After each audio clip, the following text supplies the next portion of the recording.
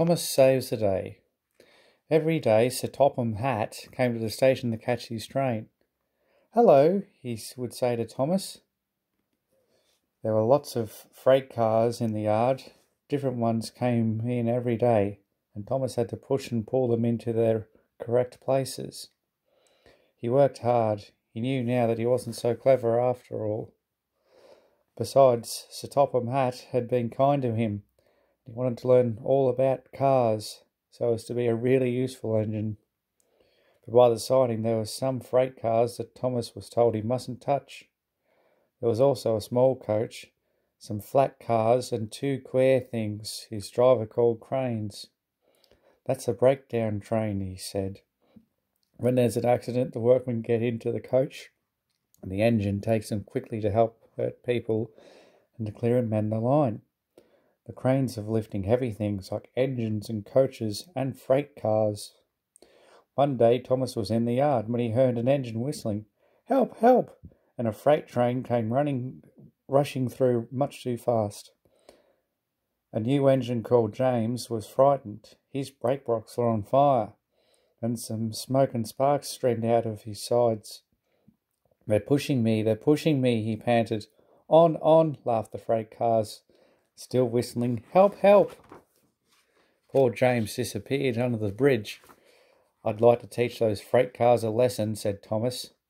Presently came the alarm, and a man came running. "James is off the line. The breakdown train, quickly!" he shouted. So Thomas was coupled on, and everyone jumped in. Thomas worked his hardest. "Hurry, hurry, hurry," he puffed. He wasn't pretending to be like Gordon, he really meant it. "Bother those freight cars and their tricks. I hope poor James isn't hurt." They found James in the freight cars that had been in the line. The conductor's van and the last few cars were on the rails. The front ones were piled in a heap. James was in a field with a cow looking at him, and his driver and fireman were filling him all over to see if he was hurt. "Never mind, James," they said. "It was those silly freight cars on your old wooden brakes that caused the accident." Thomas pushed the breakdown train alongside. Then he pulled away the unhurt freight cars. "Oh dear, they groaned. Serves you right, puffed Thomas crossly. The men put the other cars on the line. He pulled them away as well. He was hard at work, puffing backwards and forwards all afternoon. "This'll teach you a lesson, he told the freight cars. And they answered, yes it will, in a sad, groany, creaky voice. They left the broken cars and mended the line. Then with two cranes they put James back on the line. He tried to move, but he couldn't, so Thomas helped him back to the shed.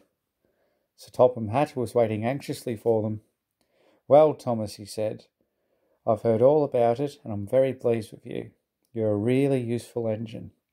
James shall have some proper brakes and a new coat of paint, and you shall have a branch line all to yourself." "Oh, sir," said Thomas happily. Now Thomas is as happy as can be. He has a branch line all to himself, and he puffs proudly backwards and forwards with two coaches all day. He's never lonely, because there is always an engine to talk to at the junction. Edwin and Henry stop quite often and tell him the news. Gordon is always in a hurry, but never forgets to say poop, poop, and Thomas always whistles peep, peep in return.